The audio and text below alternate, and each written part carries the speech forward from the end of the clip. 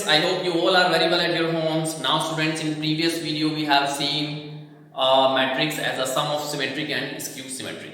Now today we will discuss elementary operations of a matrix, or we can say elementary transformation of a matrix, and it is very important to find a inverse of a given matrix. ये आज जो topic हम discuss करने वाले हैं ये important है। क्यों इम्पॉर्टेंट है? क्योंकि आगे चलकर हमें पढ़ना है इनवर्स ऑफ अ मैट्रिक्स। किसी भी मैट्रिक्स का इनवर्स कैसे फाइंड करते हैं, मतलब कोई मैट्रिक्स इन्वर्टिबल है या नहीं है।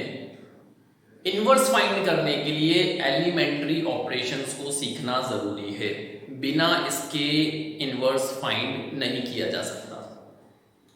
तो एलिमेंट्री ऑपरेशंस और वी कैन से ट्रांसफॉर्मेशन, ये दो टाइप के हैं। ये दो टाइप के हैं, एक है रो ट्रांसफॉर्मेशन और एक है कॉलम ट्रांसफॉर्मेशन। मतलब जब कोई मैट्रिक्स होगी तो उस मैट्रिक्स में हम सिर्फ रोज में ऑपरेशन अप्लाई कर पाए, दैट इज रो ट्रांसफॉर्मेशन। और अगर किसी मैट्रिक्स के सिर्फ कॉलम के अंदर हम ऑपरेशन लगा पाए, दैट इज कॉलम ट्रांसफॉर्मेशन। दोनों एक साथ एक मैट्रिक्स में नहीं लगा सकते।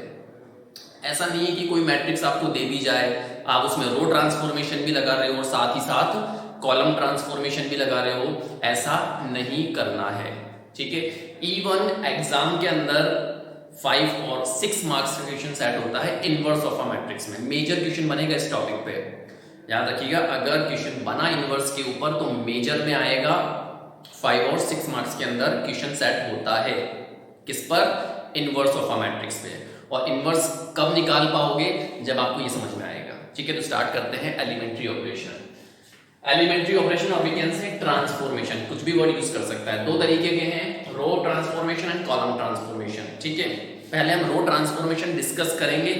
एक बार आपको रो ट्रांसफॉर्मेशन समझ में आ गया तो कॉलम एज इट इज होता है, कोई चेंजेस नहीं है कॉलम्स के अंदर। ठीक है, बस रो की जगह पे कॉलम लगा देंगे, सारी प्रॉपर्टी सारे लॉज एक जैसे ही हैं।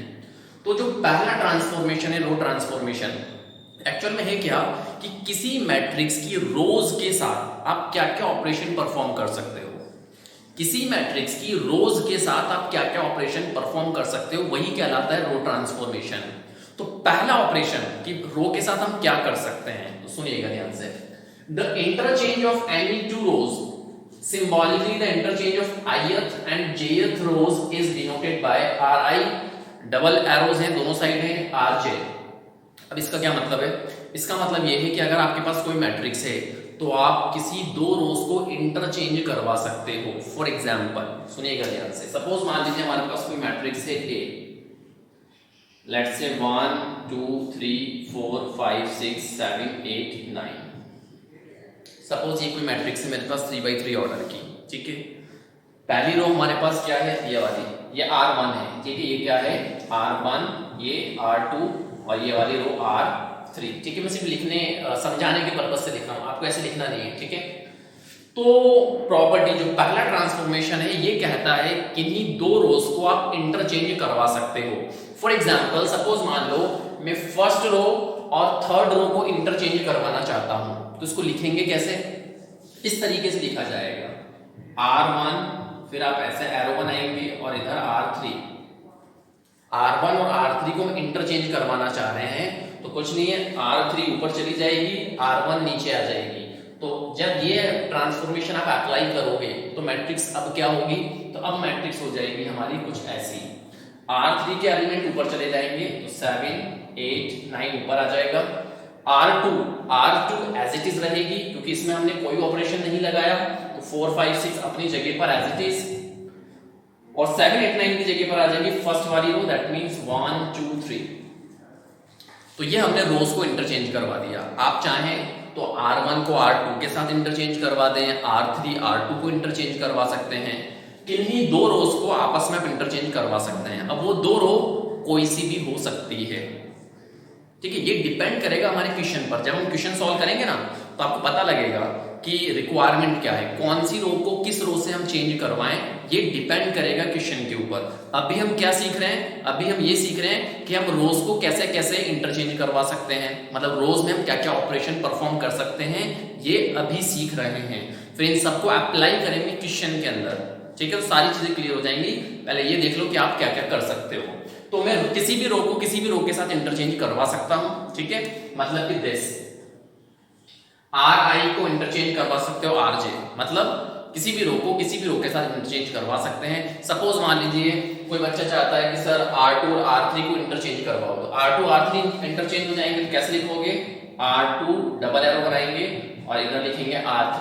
तो R2 R3 को आप इंटरचेंज करेंगे तो R1 तो एज इट इज रहेगी 1 2 3, R3 ऊपर चली जाएगी, दैट मींस 7 8 9 और इधर आ जाएगा 4 5 6।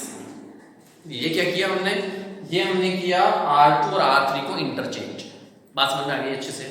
तो ये पहला ट्रांसफॉर्मेशन, पहला ऑपरेशन कंप्लीट हमारा कि हम किसी भी रो को किसी भी रो के साथ इंटरचेंज करवा सकते हैं, ठीक है। आप नोट करते हुए चलना। चलिए भाई सेकंड ट्रांसफॉर्मेशन, अब रोज में हम और क्या कर सकते हैं, तो रोज में हम अब ये भी कर सकते हैं। अब ये क्या है सुनिएगा, the multiplication of the elements of any row by a non zero number, ये याद रखिएगा, by a non zero number. Symbolically, the multiplication of ith row by k, where k is not equal to 0 is denoted by this. किसी भी रो को आप multiply कर सकते हो किसी भी नॉन जीरो नंबर या नॉन जीरो स्केलर से, ठीक है। उस रो को आप किसी भी नंबर से मल्टीप्लाई कर सकते हो। फॉर एग्जांपल सपोज मान लीजिए हमारे पास कोई मैट्रिक्स है A, लेट्स से 1 2 3 -1 9 0 5 7 8, सपोज ये कोई मैट्रिक्स है। अब किसी भी रो को आप किसी भी नॉन जीरो नंबर से मल्टीप्लाई कर सकते हो। सपोज एग्जांपल मान लीजिए मैंने R2 को मल्टीप्लाई किया लेट्स से 1/3 R2, मतलब ये इसका मतलब क्या है, इसका मतलब ये है हमने R2 में ऑपरेशन अप्लाई किया, R2 लिखा हुआ इधर, मतलब R2 वाली जो रो है इसमें हमने ऑपरेशन लगाया है, मतलब इसमें चेंजेस आएंगे, ठीक है। क्या चेंजेस आएगा कि R2 को हमने 1/3 से मल्टीप्लाई किया, इसका मतलब R2 वाली जो रो है वो चेंज हो जाएगी, उसमें कुछ चेंजेस आ जाएंगे। बची हुई R1 और R3 ये एज इट इज रहेंगी क्योंकि इसमें हमने ऑपरेशन नहीं लगाया है। तो जब ये ऑपरेशन इस मैट्रिक्स पे अप्लाई होगा तो मैट्रिक्स क्या हो जाएगी, तो मैट्रिक्स हो जाएगी 1 2 3 तो एज इट इज, 1 2 3 तो एज इट इज। इसको ये सेकंड रो है, इस सेकंड रो में हमने ऑपरेशन लगाया है 1/3 से मल्टीप्लाई का, तो -1 को 1/3 से मल्टीप्लाई करेंगे तो ये हो जाएगा -1/3। 9 को 1/3 से मल्टीप्लाई करोगे, 9 को मल्टीप्लाई करोगे 1/3 से, 3 1 जा 3 3 जा तो 3 बचेगा, तो यहाँ पे आ जाएगा 3। 0 को मल्टीप्लाई करोगे 1/3 से, then again 0 into something is 0, ठीक है, ये 3 है। Now third row as it is रहेगी 5 7 8। बात समझ में आई। तो हमने इस मैट्रिक्स में ऑपरेशन लगाया कौन सा, ये वाला, और मैट्रिक्स क्या हो गई, ये हो गई। R2 वाली जो रो है उसमें हमने मल्टीप्लाई कर दिया।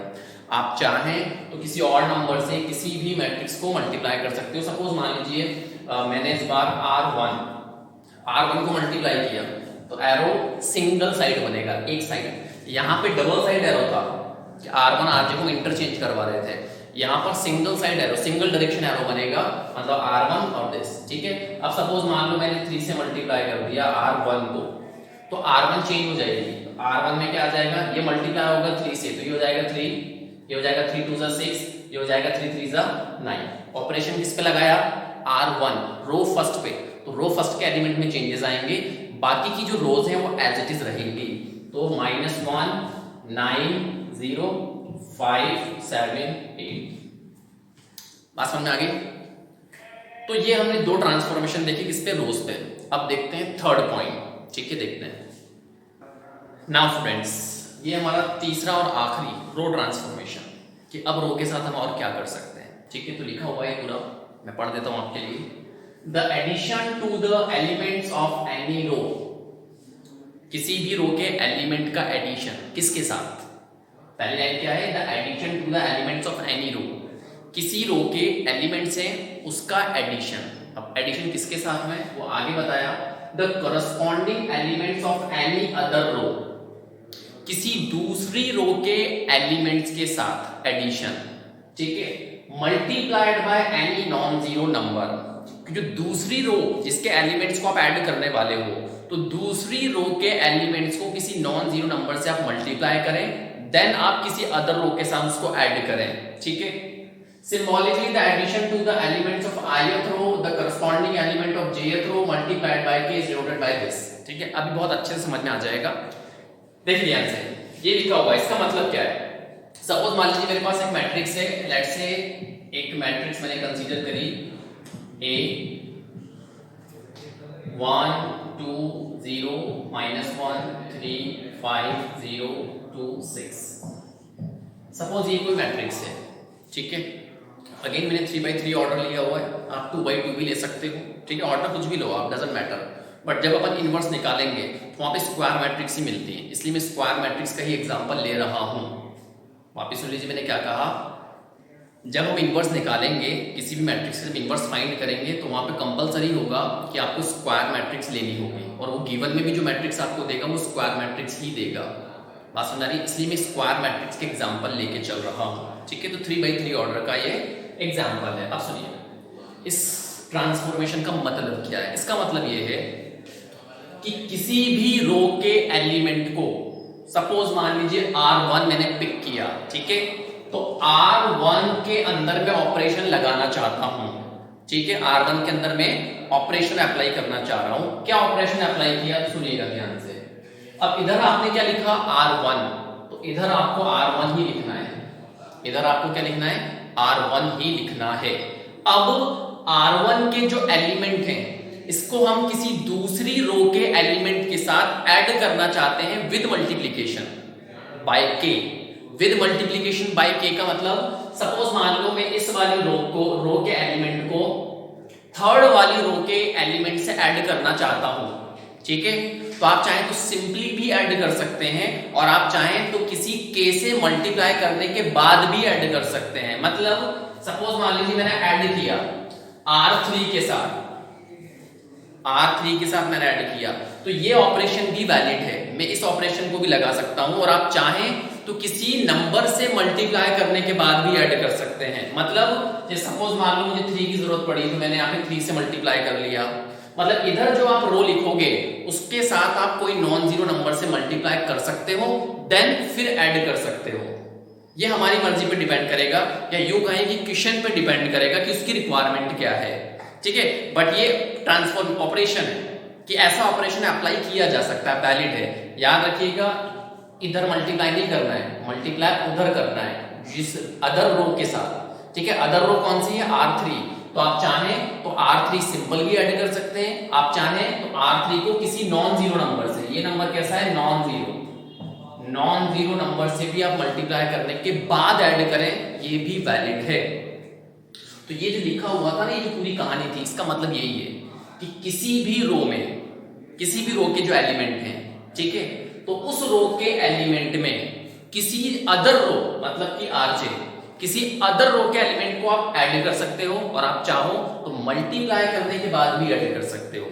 k से मल्टीप्लाई किया ना हमने, k क्या है, नॉन जीरो नंबर है, तो मल्टीप्लाई करने के बाद भी ऐड कर सकते हो, और आप चाहो तो बिना मल्टीप्लाई करे आप ऐड करो। सपोज मैं यहां से k हटा भी देता हूं तो भी आप ऐड कर सकते हैं।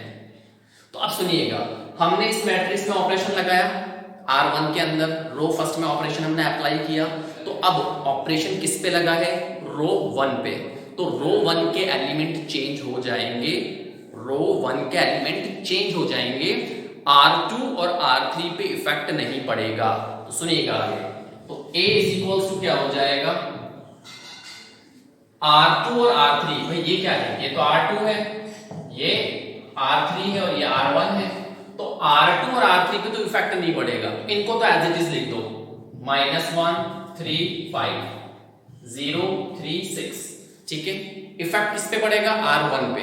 क्यों इफेक्ट पड़ेगा, क्योंकि आपने ऑपरेशन लगाया हुआ है। अब इस ऑपरेशन के अकॉर्डिंग R1 के एलिमेंट चेंज होंगे। कैसे चेंज होंगे देखिएगा, R1 लिखा है, तो R1 का फर्स्ट एलिमेंट कौन है, 1, तो 1। फिर कौन है, प्लस, तो प्लस लगाया। फिर कौन है, 3, तो 3 लिखा। इनटू में कौन है, R3, तो R3 का करस्पॉन्डिंग एलिमेंट, तो R3 का करस्पॉन्डिंग एलिमेंट कौन है, 0, तो यहां पर इनटू में कौन है, 0। इसको जब आप सॉल्व करोगे तो 1 + 0 = 1, तो यहां पर क्या आएगा, 1 आ जाएगा। बात समझ में आई। तो R1 + 3 R3 इसको हमने साइड में सॉल्व किया रफ में, साइड में सॉल्व करने के बाद क्या एलिमेंट मिला, 1 मिला, ठीक है। अब R1 का अगला एलिमेंट कौन है, 2, तो इसमें ऑपरेशन लगाएंगे, तो R1 दैट मींस 2, तो 2, फिर प्लस, तो प्लस, फिर 3, तो 3, फिर R3, तो R3 का एलिमेंट लेना पड़ेगा, R3 का करस्पॉन्डिंग एलिमेंट 3 है, R3 का करस्पॉन्डिंग एलिमेंट 3 है, तो यहां पर इनटू में कौन आएगा, 3, तो क्या हो जाएगा 2 प्लस 9 दैट इज 11, तो यहां पर क्या लिखोगे, 11 लिखेंगे, ठीक है।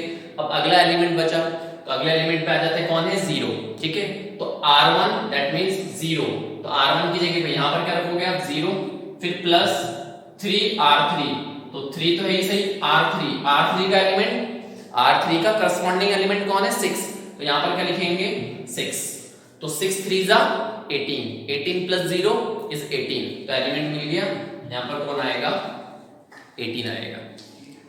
तो इस वाली मैट्रिक्स में हमने एक ऑपरेशन अप्लाई किया, कौन सी वाली रो में हमने ऑपरेशन लगाया, R1 में, क्या ऑपरेशन लगाया, R1 प्लस 3R3, तो R1 में ऑपरेशन लगा है, देन ऑब्वियसली R1 के एलिमेंट चेंज हो जाएंगे, तो जब R1 के एलिमेंट चेंज होंगे तो अब ये हो जाएंगे 1 11 18, पहले क्या थे 1 2 0, अब क्या है 1 11 18, बाकी की जो दो रो है वो एज इट इज रहेंगी क्योंकि उनमें ऑपरेशन नहीं लगा है। बात समझ में आ गई।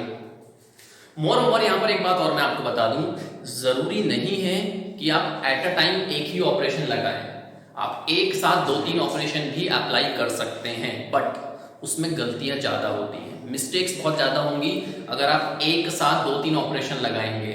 इसलिए मैं सजेस्ट करूंगा आपको, और बेटर भी यही है कि आप एट अ टाइम एक ही ऑपरेशन अप्लाई करें, क्योंकि याद रखना ये एक ऐसा ट्रांसफॉर्मेशन है जिसमें सबसे ज्यादा गलतियां होती हैं। इस ट्रांसफॉर्मेशन में, ये जो ट्रांसफॉर्मेशन हम पढ़ रहे हैं ना, ये वाला सबसे ज्यादा गलती होती है इसके अंदर। उसका रीजन ये है कि हमारी आंखें देखती कुछ और है, हाथ लिखते कुछ और है। हमारी आंखें एलिमेंट कुछ और देखती हैं और हमारे हाथ एलिमेंट कुछ और लिखते हैं, इसलिए इसके अंदर मिस्टेक सबसे ज्यादा होती है, इसलिए इस पे प्रैक्टिस करना जरूरी है। इसी में मैं आपको एक और बताता हूँ, देखिएगा ये ऑपरेशन तो समझ में आया नहीं, हमने R1 में लगाया। अब सपोज मान लो हम किसी दूसरी रो में ऑपरेशन लगाते हैं, सपोज मान लो इस बार R2 के अंदर हमने ऑपरेशन लगाया, किसमें ऑपरेशन लगाना चाह रहे हैं, सपोज हम R2 के अंदर, तो R2 में हमने ऑपरेशन लगाया, तो इधर R2 लिखेंगे, सिंगल एरो बनाएंगे ऐसा, इधर भी R2 लिखेंगे, इधर जो लिख रहे हो वही इधर लिखना है, ठीक है। अब सपोज मैंने प्लस किया, अब मैं चाह रहा हूं कि R1 के साथ R2 का ऑपरेशन किसके साथ लगाना चाह रहा हूं, R1 के साथ, तो यहां पर मैंने R1 लिखा। अब अगर आप चाहें तो सिंपल भी ऐड कर सकते हैं, और आप चाहें तो किसी से मल्टीप्लाई करने के बाद भी ऐड कर सकते हैं। सपोज मान लो मैंने R1 का R1 ही रहने दिया, सपोज ये करा, मतलब इन दोनों रोज को मैंने क्या करा, ऐड करा, तो ऐसे लिखेंगे R2 प्लस R1, ठीक है। तो अब यहां पर जो मैट्रिक्स आएगी नहीं वाली, ऑपरेशन किस पे लगाया है, सेकंड रो पर, तो सेकंड रो के एलिमेंट चेंज होंगे, बची कौन सी रो, R1 और R3, ये एज इट इज रहेगी। तो R1 वाली रो एज इट इज 1 2 0, थर्ड वाली रो एज इट इज 0 3 6। इन दोनों में ऑपरेशन नहीं लगाया था, इसलिए ये एज इट इज है। ऑपरेशन किस पे लगा है, सेकंड पे, तो सेकंड रो के एलिमेंट चेंज होंगे according to this transformation.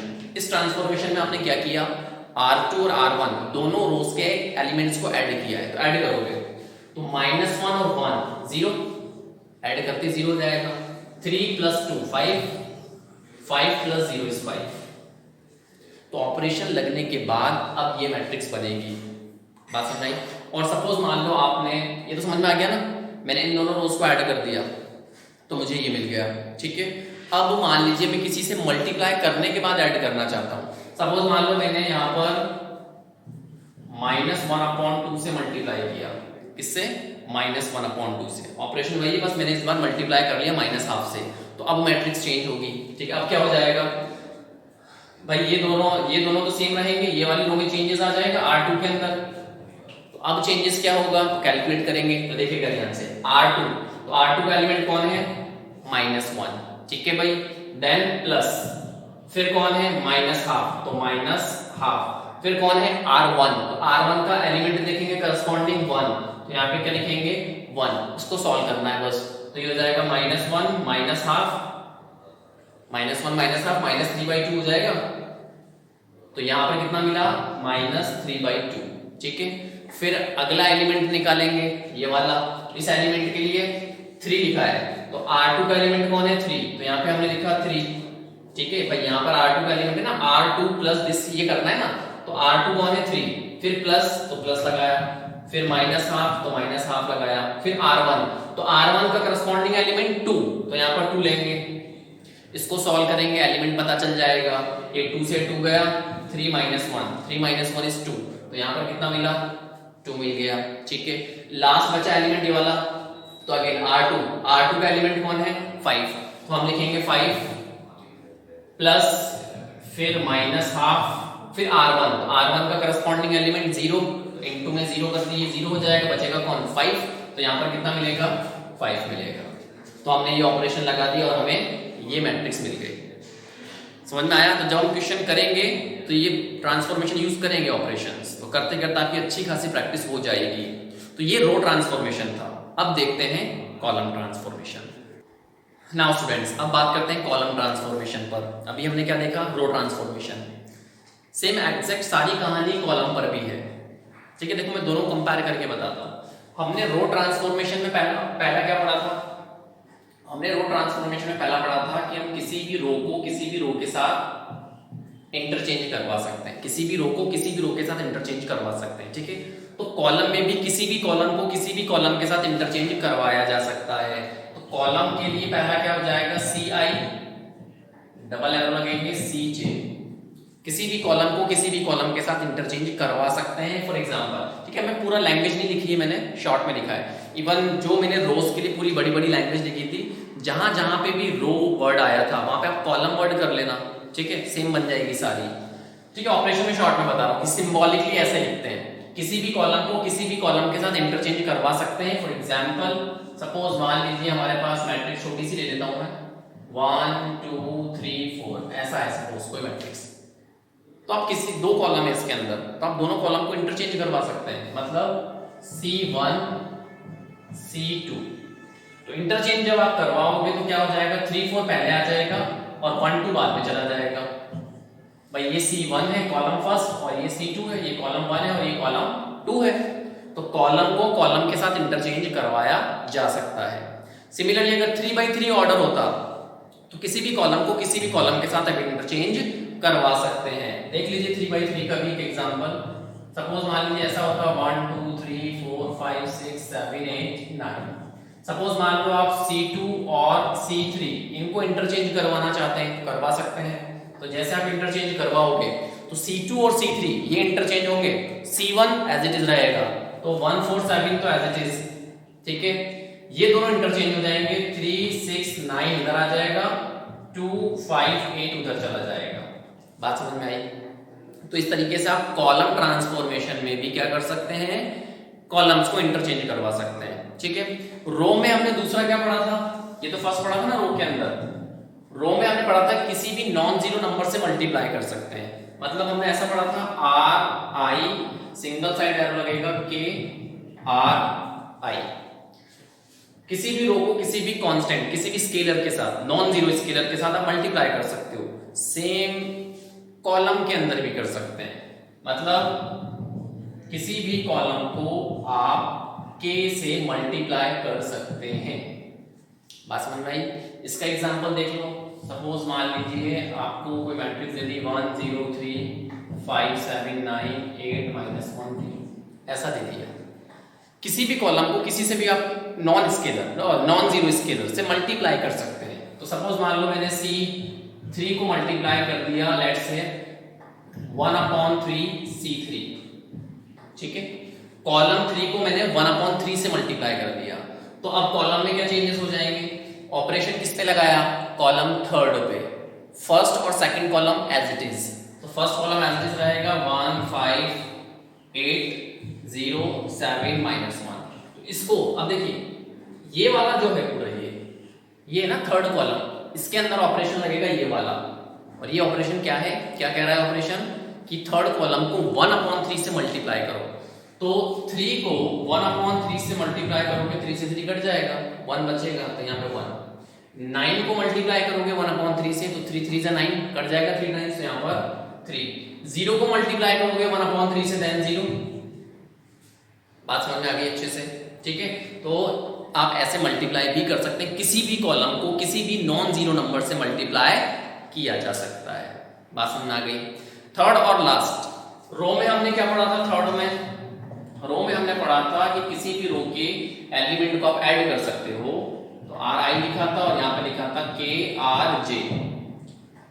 Similarly column में भी काम किया जा सकता है, तो देखिएगा ध्यान से, ठीक है। ये मैं रब कर रहा हूं, नोट कर लेना आप, ठीक है। अब थर्ड वाला देखते हैं, कॉलम के अंदर और क्या कर सकते हैं। तो सेम वही, किसी भी कॉलम के एलिमेंट को ऐड कर सकते हैं किसी अदर कॉलम के साथ विद मल्टीप्लाई करने के साथ भी। देखिएगा ध्यान से, चलिए। तो कॉलम में लास्ट है हमारे पास CI प्लस KCJ, ये कॉलम के अंदर है। अब इसमें क्या होगा? फॉर एग्जांपल सपोज मान लीजिए एक मैट्रिक्स कंसीडर करिए हमने, ए कोई मैट्रिक्स है, लेट्स से 0 1 3 -1/2 3 √2 1 5 6। सपोज रैंडमली कोई मैट्रिक्स हमने कंसीडर करी है। अब किसी भी कॉलम में आप ऑपरेशन लगाना चाह रहे हैं। सपोज मान लो मैं फर्स्ट कॉलम में ऑपरेशन लगाना चाह रहा हूं, इसमें C1 फर्स्ट कॉलम के अंदर, इसमें हम ऑपरेशन लगाना चाह रहे हैं क्या? अब देखो यहां C1 लिखा है ना आपने, तो यहां पर आप C1 ही लिखेंगे। अब आपने प्लस किया इसमें क्या? सपोज मान लो C2 ले लेते हैं, C2 के एलिमेंट। तो आप चाहें तो सिंपली ऐड भी कर सकते हैं, और आप चाहें तो C2 को किसी से मल्टीप्लाई करने के बाद भी ऐड कर सकते हैं। जैसे अगर आप सिंपली ऐड करते हो, तो सिंपली ऐड करोगे तो क्या होगा? देखिएगा ध्यान से, कौन से कॉलम में ऑपरेशन लगा है? फर्स्ट कॉलम में, ठीक है। तो फर्स्ट कॉलम चेंज होगा, फर्स्ट कॉलम के एलिमेंट चेंज होंगे। C2 और C3 ये एज इट इज रहेंगे क्योंकि इसमें ऑपरेशन नहीं लगाया है। तो 1 3 5 3 √2 और 6, ये दोनों column as it is. C1 में हमने ये ऑपरेशन लगाया हुआ है। तो क्या ऑपरेशन है? C1 और C2 इनको ऐड करो एलिमेंट्स को। तो 0 में 1 ऐड करोगे तो 1 मिलेगा, -½ में 3 ऐड करोगे तो -½ में 3 ऐड करेंगे तो एलसीएम ले लिया, ये हो जाएगा -1 और 6, दैट मींस 5/2। तो यहां आ जाएगा 5/2। 1 + 5 6। तो ऑपरेशन लगाने के बाद अब मैट्रिक्स ये होगी। बात समझ में आ गई। अब सपोज मान लो आप किसी से मल्टीप्लाई करना चाहते हो, C2 है, सपोज मैंने यहां पर 2 लिख लिया, ऐसे भी कर सकते हैं। मैं बताया था ना, किसी भी K से, जैसे रोज में होता है ऐसे कॉलम्स में भी हो सकता है। तो किसी भी K नॉन जीरो नंबर से आप मल्टीप्लाई करने के बाद भी ऐड कर सकते हो। सपोज मैंने इस बार 2 ले लिया, तो अब मैट्रिक्स क्या होगी? अब मैट्रिक्स चेंज हो जाएगी। तो अब मैट्रिक्स क्या हो जाएगी? देखिएगा ध्यान से,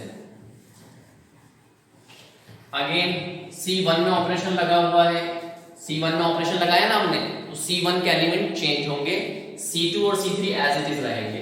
1 3 5 3 √2 और 6। क्या ऑपरेशन लगा?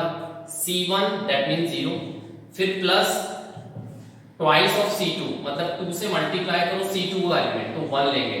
याद रखना यही गलती होती है। अब ये कौन सा वाला ट्रांसफॉर्मेशन है? ये कॉलम ट्रांसफॉर्मेशन है। तो कॉलम देखना है, हमारी आंखें क्या देखने लग जाती है? रोज देखने लग जाती है, जबकि देखना क्या है? कॉलम देखना। यही गलतियां होती हैं, यही गलती होती है। अब आप ध्यान रखें, सिर्फ फिंगर्स का यूज करो, गलती नहीं होगी। ये C1 है, ये C2 है। तो C1 हमने लिखा 0, फिर प्लस लगाया, फिर 2 लिखा, फिर C2। तो C2 वाला एलिमेंट 1 है, तो यहाँ पर 1 आ जाएगा, तो ये हो जाएगा 2। तो यहाँ पर कितना आ जाएगा? 2। सिमिलरली -½ तो -½ और प्लस ट्वाइस ऑफ C2, तो C2 एलिमेंट 3 है तो 3, तो -½ प्लस 6, तो ये हो जाएगा 11/2। तो यहाँ आ जाएगा 11/2 और लास्ट हो जाएगा 1 + 10, तो ये हो जाएगा 11। ठीक है स्टूडेंट्स, तो ये था हमारा column transformation and row transformation, जिसका यूज किया जाएगा इनवर्स के अंदर। तो नेक्स्ट वीडियो में हम देखेंगे inverse of a matrix. Till then thank you so much.